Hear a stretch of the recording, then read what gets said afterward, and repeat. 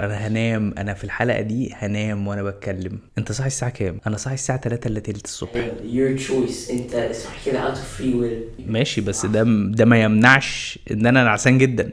بس انت بتنام بدري افضل من اي بني ادم طبيعي. انا بنام 6:30 7 مثلا، دلوقتي 8 الا تلت، فانا ميعاد نومي فات من ساعه. ركز معايا بقى، النهارده الحلقه بطوله روسيا. روسيا بقى كل الحاجات اللي فيها كبيره، المباني كبيره، التماثيل كبيره، هي اصلا بلد كبيره جدا. شيء اكبر بلد في العالم. هي اكبر بلد في العالم فعلا. كنا هناك وقت كاس العالم بقى اللي قبل اللي فات ده، وكانت كلها مصريين. يعني شفت مصر كلها في موسكو وفي سان بيترسبرج. نص ممثلين مصر كانوا هناك، شيكو وهشام ماجد وبيومي فؤاد وعمرو دياب ودينا الشربيني، وربع الشعب المصري كان هناك مثلا. كنا مسيطرين على البلد خالص. حلقة النهاردة عن ازاي تعمل دخل اضافي جنب شغلك. ازاي بقى؟ ما انت هتسمع الحلقة بقى فهتعرف. النهاردة هقولك على 5 طرق ممكن يخلوك تعمل فلوس من وانت قاعد في بيتكم. ال5 طرق دول ممكن يساعدوك سواء كنت اصلا بتشتغل او لا، او لو حتى لسه طالب في الجامعة. بس خلي بالك من حاجة مهمة قوي قبل ما اقولك عليهم. ال5 طرق دول، وعلى عكس اللي عادة بيتقال عنهم، ما هماش طرق سهلة ولا تنفيذهم ونجاحهم سريع. انا مش عايز اضحك عليك وابين لك ان الحياة بامبي وانك لو نفذت الطرق دي هتبقى مليونير بين يوم وليلة، ولا انا حتى مدفوع لي فلوس علشان اشرح لك الطرق دي واكسب من ورا اشتراكك في اي واحدة منهم. وزيادة بقى في الصراحة، مش كل اللي هيستعمل الطرق دي هيطلع منها فلوس، بل بالعكس في طرق من دي ممكن انها تخسرك وقت وفلوس. ولكن تفضل حقيقة ان في ناس كتير من اللي استخدموا الطرق دي نجحوا فيها جدا وعملوا منها فلوس كتير، وهم دول اللي في الغالب بتسمع عنهم وعن نجاحاتهم. ودايما هيفضل في الغالبية اللي حاولوا مع الطرق دي ولكن فشلوا لأسباب مختلفة، ودول اللي انت غالبا مش بتسمع عنهم خالص. خليني اقولك على الطرق دي ومزاياها، وكمان هقولك بمنتهى الصراحة ايه هي المخاطر او احتمالات الخسارة اللي ممكن تواجهك مع تطبيقك ليهم. بعد الانترو هقولهم لك واحدة واحدة، بس ما تنساش لو الحلقة عجبتك تعمل لايك، ولو عايز تفيد صحابك ابعت لهم الحلقة دي، ولو لسه مش مشترك على القناة اشترك، ولو عايز تبسطني انا اعمل ال3.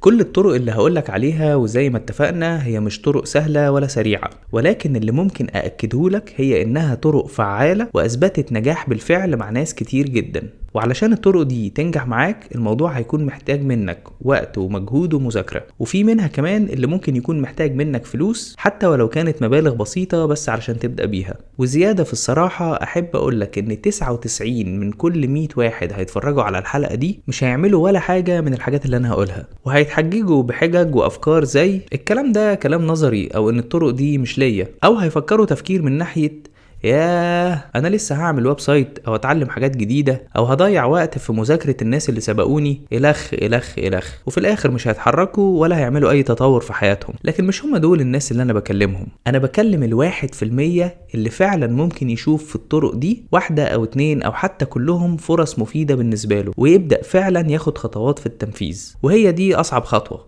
وهي خطوة انك تقرر انك تبدأ وفعلا تبدأ. وافتكر المقولة اللي بتقول if it was easy everybody would do it، يعني لو كانت سهلة كانت كل الناس عملتها. وهنا يجي دورك في انك تحاول تتميز عن اغلب الناس وتبدأ. ولما تبدأ اعمل في حسابك انك لازم تصبر وتبذل مجهود، لان easy come easy go.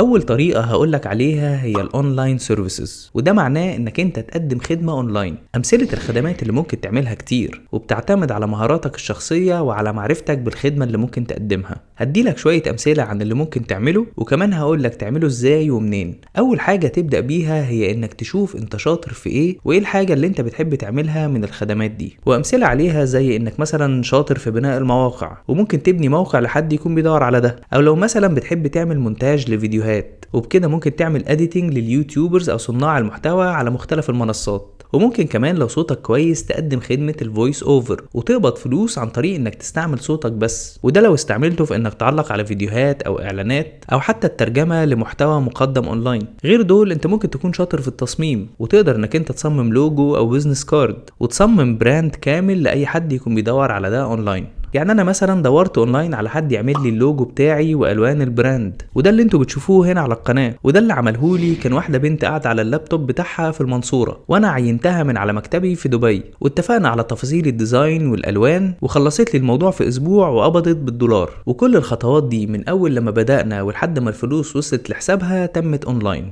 ومن غير ما حتى نشوف بعض. وبعدها عينت واحد علشان يعمل لي الانيميشن بتاع اللوجو اللي هو بتشوفوه في الانترو ده، والمره دي كان شاب من باكستان، وبرضه خلصنا كل حاجه في يومين وبمنتهى السهوله. كل ده كان ممكن من خلال موقع زي fiverr.com او upwork. ادخل على المواقع دي ولف لفه فيها، شوف الخدمات اللي معروضه وشوف انت ممكن تنافس مع ايه فيها. وحتى لو ما بتعرفش تعمل ولا حاجه من الخدمات دي، اختار واحده تكون بتحبها وابدا اتعلم ازاي تعملها، وده ممكن جدا عن طريق اليوتيوب ومجانا.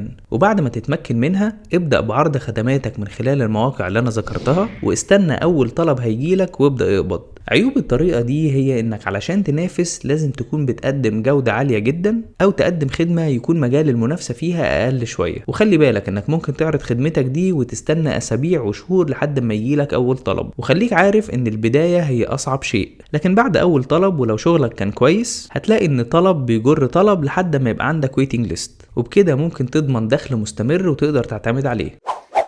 تاني طريقة ممكن تستعملها هي الدروب شيبينج، ودي بمنتهى البساطة عبارة عن انك بتجيب منتج موجود اونلاين على مواقع زي alibaba.com او حتى امازون وبسعر رخيص، وبعدين تبيع المنتج ده بسعر اعلى شوية لشخص تاني يكون بيدور عليه، وتكسب الفرق ما بين السعرين. طبعا اول تعليق بيتقال هنا هو طب هو مين الشخص اللي هيشتري المنتج ده بسعر اعلى من اللي موجود على عليبابا وامازون؟ ما يروح هو يشتريهم من هناك على طول. عايز اقولك انك هتفاجئ بكمية الناس اللي مش بتعمل كده، واللي في كتير من الاحيان بيشتروا المنتج لمجرد ان هم شافوا الاعلان بتاعه جاي لحد عندهم ومن خلال شاشة الموبايل، فيقوموا شارينه حتى لو ما كانش على بالهم اصلا ان هم يشتروه. وهنا بيجي دورك الاساسي في حاجتين. الحاجة الاولانية هي انك تدور على المنتجات اللي تحس ان ممكن يكون عليها طلب، او تحس ان المنتج اللي هتختاره جديد ويجذب انتباه المشتري المحتمل بتاعك. ودي خلي بالك مش حاجة سهلة، لان اختيار المنتجات الصح اللي هتعيد بيعها هو عامل اساسي في نجاح الفكرة دي. تاني حاجة لازم تعملها وهي دي اللي جواها المخاطرة بتاعت الطريقة دي، وهي انك تعمل اعلانات صح للمنتج ده، والاعلان ده هو اللي عليه الدور في انه يلفت انتباه العميل بتاعك ويخليه يشتري المنتج. وعلشان تعمل اعلان صح ده هيكلفك شوية فلوس، بس طبعا بفكة مش بملايين زي اللي بيتعمل بيها اعلانات التلفزيون. المخاطرة بتكون موجودة هنا لانك ممكن تمول اعلان ب20 او 50 او حتى $100 وبعدين ما تبيعش ولا حاجة وتبقى خسرت فلوس الاعلان.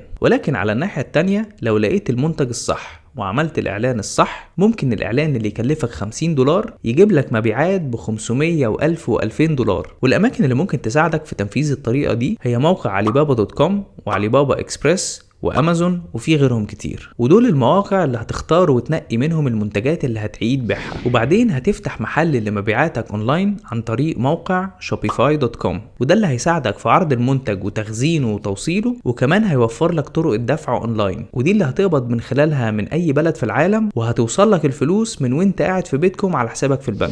وكمان ممكن تستعين بمقدمين الخدمات الاعلانية، وده من خلال موقع فايفر وابورك، ودول هيعملوا لك الاعلانات ويساعدوك في انك تعرضها على مواقع السوشيال ميديا المختلفة. تالت طريقة ممكن تعملها هي انك تكون من صناع المحتوى، وده من خلال تواجدك على منصات السوشيال ميديا المختلفة سواء كانت انستجرام او تيك توك، وطبعا اشهرهم اليوتيوب. وعلشان تعمل كده محتاج في الاول تفكر في المحتوى اللي هتكون بتقدمه، واوعى تفكر انك بالضرورة لازم تلاقي محتوى جديد ومفيش حد يكون بيتكلم فيه نهائي، مع ان طبعا لو لقيت المحتوى ده هتكون رائد في الحتة دي. ولكن ومن بعد سنين كتير لوجود اليوتيوب في حياتنا بقى صعب انك تلاقي فكرة المحتوى اللي ما يكونش حد سبقك في الكلام عنه، وفي نفس الوقت يكون محتوى مطلوب. انت بس محتاج تحط التاتش بتاعك في المحتوى اللي هتقدمه، واللي حتى لو كان موجود بالفعل لازم تدور على الميزة اللي عندك واللي هتفرقك عن مقدمين نفس المحتوى. ووجودك على المنصات المختلفة دي ممكن يكون مصدر دخل تاني ليك بأكتر من طريقة، وأشهرهم هو مثلا لما تعمل فيديوهات على اليوتيوب، ولما يكون عندك عدد ساعات مشاهدات معين مع عدد من المتابعين، اليوتيوب بيبدأ يدفع لك نسبة من الإعلانات اللي بيعرضها من خلال فيديوهاتك، والفلوس دي بتتحولك على حسابك البنكي من وانت قاعد في بيتكم. غير كده كمان انت ممكن تعمل فلوس عن طريق تواجدك على منصات السوشيال ميديا، وده من خلال انك انت في وسط الفيديو بتاعك تعمل اعلانات لشركات او منتجات معينة، وده الدخل اللي اسمه السبونسرشيب، وده لما المعلن عنك بيدفع لك اجر نظير الاعلانات اللي بتعملها له. بس ده محتاج انك انت يكون عندك عدد من المتابعين كبير علشان اصحاب الاعلانات يبداوا يتواصلوا معاك وتتفقوا على اعلاناتك واسعارها. غير الطريقتين دول انت ممكن كمان تتفق مع شركات تكون بتبيع منتجاتها اونلاين، وانت من خلال المحتوى بتاعك تعلن عن منتجاتهم دي، وفي الحالة دي بيكون ليك لينك مخصوص بتحطه تحت فيديوهاتك، واي حد يشتري المنتج ده عن طريق اللينك اللي انت حاطه عندك في الفيديو بيكون ليك نسبة من تمن الحاجة اللي بتتباع، وده اللي اسمه الافيليت ماركتينج. عيوب الطريقة دي هي انها بتاخد وقت ومجهود كتير لحد ما توصل لمرحلة ان عدد المتابعين اللي عندك يكون كبير وتقدر تكون قاعدة مشاهدين يخلوا المعلنين يبدأوا في التواصل معاك وعرض منتجاتهم عندك مقابل نسبة او حتى باعلانات مدفوعة الاجر. ولازم كمان تتأكد ان المحتوى اللي بتقدمه يكون مطلوب وناس كتير عايزة تتابعه وتتفرج عليه، وكمان هيحتاج منك وقت كتير للتحضير والافكار، وكمان ضمان استمرارية تقديم المحتوى لمدة طويلة وبانتظام. رابع طريقة هي انك تبيع المنتج بتاعك انت شخصيا، وده ممكن لو انت مميز في حاجة معينة وعندك خبرة فيها ومعلومات تفيد اللي هيشتريها، زي انك تكون متمكن من حاجة زي الاكسل على سبيل المثال، وممكن تعمل كورس كامل عن اسرار الاكسل اللي انت تعرفها وتبيع الكورس ده اونلاين. او لو مثلا تقدر انك انت تألف كتاب وتنشر المحتوى بتاعه على هيئة اي بوك وتبيع منه عدد لا نهائي من النسخ، ودي من الطرق الكويسة جدا اللي هتخليك تتعب في انتاج المنتج بتاعك مرة واحدة، ومع كل نسخة بتتباع بتكون لك مصدر دخل سلبي ومستمر طول ما انت عامل حساب الناحية التسويقية بتاعته صح. وغير انك تعمل كورس وتبيعه اونلاين او تكتب كتاب، انت ممكن كمان تكون بتعمل منتج ملموس وتبيعه من خلال شوبيفاي والاعلانات على المنصات المختلفة. يعني مثلا تكون بتعمل اي منتجات يدوية او حرف خشبية او حتى ملابس واكسسوارات. مشكلة الطريقة دي بقى في انك ممكن تبذل مجهود كبير في عمل وتكوين المنتج بتاعك وبعد ما تعرضه للبيع محدش يشتريه. بس برضو خلي بالك ان ده كان حال ناس كتير قوي من اللي سبقوك وقابلوا احباطات كتير قبل ما يوصلوا لمرحلة البيع المستمر، وبعد كده يقدروا يوصلوا لمرحلة الحرية المالية. واشهر مثال على كده الكاتبة جي كي رولينج، ودي اللي كتبت كتاب هاري بوتر. وعشان تبقى عارف الكتاب بتاعها ده اترفض من دور النشر 12 مرة لحد لما اخيرا لقت دار نشر وافقت ان هي تنشره وحقق مبيعات من الاعلى في تاريخ الكتب. خامس طريقة هي انك تعمل اونلاين تريدينج، يعني انك تضارب في الاسهم او العملات او الكوموديتيز اللي هي السلع، وده من خلال منصات التداول اونلاين، واللي من خلالها تقدر تبدأ بمبلغ ولو بسيط تشتري وتبيع في الادوات المختلفة. وطبعا انا اتكلمت على الطريقة دي بالتفصيل في حلقة الاستثمار في الاسهم والبورصة، وكمان في حلقة الاستثمار في العملات، ولو لسه ما شفتش الحلقتين دول هحط لك لينك لسلسلة انواع الاستثمار المختلفة في ركن الشاشة فوق، اتفرج عليهم قبل ما تبدأ اي استثمار من خلال المضاربة اونلاين، لان النوع ده من الاستثمار بيعتبر عالي المخاطرة ومحتاج مذاكرة وفهم كتير قبل ما تبدأ فيه. وبالرغم من ان النوع ده مكاسبه كتير جدا لو نجح وبيتعمل بمنتهى البساطة من الكمبيوتر بتاعك او حتى الموبايل من وانت قاعد في بيتكم، ولكنه اكتر نوع من الخمسة اللي انا ذكرتهم النهاردة اللي ممكن تخسر فيه مبالغ عالية لو ما فهمتوش صح. الطرق الخمسة اللي أنا ذكرتهم لك النهاردة ما هماش اختراعات جديدة أو تعجيزية، دي كلها طرق أثبتت نجاحها بالفعل ومش حاجة جديدة أنا بجربها فيك، وفي ملايين الناس بتطلع عشرات الآلاف من الدولارات في الشهر بتطبيق واحدة أو اتنين أو حتى كل الطرق اللي أنا ذكرتها. أنا شخصيا على الأقل بطبق 3 منهم في الوقت الحالي، والموضوع بس محتاج منك شوية تركيز في مذاكرة ودراسة النوع اللي هتختاره وصبر والتزام في الاستمرارية، وما تخافش نهائي من إنك تبدأ وتحاول وتفشل وتقوم تاني بعد كل مرة تقع فيها، لأن النجاح في أغلب الأحيان مش بيجي إلا بعد سلسلة من المحاولات الفاشلة. لكن السؤال، لو فشلت مرة هتحاول تاني ولا خلاص هتفقد الأمل؟ خليني أقولك إن مفيش حد بينجح من أول مرة، ومفيش حد بينجح لو بطل يحاول تاني وتالت وعاشر، والمحاولة مرة ورا التانية، وإنك تفشل بس تقوم تاني وتفشل بس تقوم تاني مش سهلة. وعلشان كده كلمة السر النهاردة هتكون لو كانت سهلة كانت كل الناس عملتها، واعرف وانت بتكتب كلمة السر في التعليقات ان بما ان انت اصلا بتتفرج على الحلقة دي يبقى انت بالفعل بتحاول ما تكونش زي باقي الناس، وان انت بالفعل بدأت تاخد خطوات مهمة في طريق وصولك للحرية المالية. بس اهم حاجة ما توقفش محاولة، واعرف ان الطريق طويل والوصول للحرية المالية مش حاجة سهلة، علشان لو كانت سهلة كانت كل الناس عملتها. هسيبك دلوقتي مع الكواليس، وطبعا مش محتاج افكرك، لو لسه ما عملتش لايك على الحلقة دي اعمل دلوقتي، ولو ما شفتش الحلقة 0 اتفرج عليها واكتب لي في التعليقات لو كانت سهلة كانت كل الناس عملتها، ولو عايز تبسطني انا اعمل التلاتة. تحياتي. ليه؟ انت صوتك ماله يا معلم؟ انت بالع ضفدعة؟ ليه؟ دلوقتي وانت بتتكلم المرحلة العمرية اللي انت فيها دي اللي هي بتاعت ليه؟ وبعدين ليه؟ هم في نفس الجملة ممكن تطلع نفس الصوتين دول.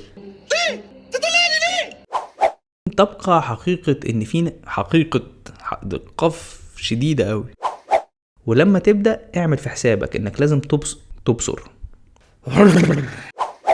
المرة اللي فاتت واحنا بنصور كان في نقطة عرق فضلت طالعة في كل الفيديوهات بتاعت التيك توك، اللي كان في نقطة هنا كده، كل الفيديوهات طالعة بنقطة عرق كده. وكل الخطوات دي من اول لما بدأنا لحد ما الفلوس وص